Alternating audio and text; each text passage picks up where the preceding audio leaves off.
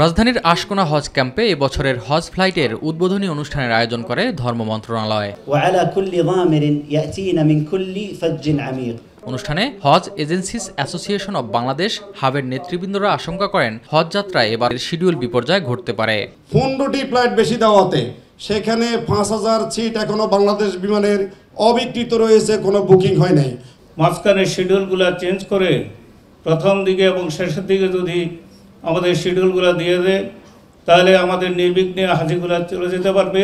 Schedule বিপর্যয় এড়াতে সর্বোচ্চ চেষ্টা থাকবে বলে জানান বেসরকারি বিমান পরিবহন উপদেষ্টা শেখ বশির উদ্দিন।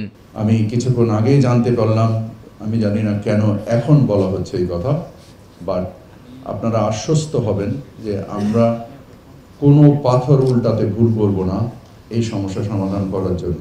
আল্লাহ জানেন কতটুকু সক্ষম হব, কিন্তু আমাদের প্রচেষ্টার কোনো ঘাটতি থাকবে না ইনশাআল্লাহ। হজ ফ্লাইটের আনুষ্ঠানিক উদ্বোধন ঘোষণা করে ধর্ম উপদেষ্টা আফম খালিদ হোসেন প্রত্যাশা করেন এবার নির্বিঘ্নে হজ পালন করবেন যাত্রীরা।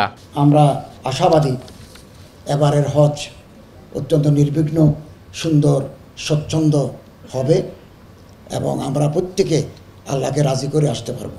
এদিকে আশকোনা হজ ক্যাম্পে জড়ো হচ্ছেন হাজিরা। হজ যাত্রার সার্বিক ব্যবস্থাপনায় সন্তুষ্ট তারা। কোনো কিছুতে আমরা ঝামেলার মধ্যে পড়িনি, আলহামদুলিল্লাহ।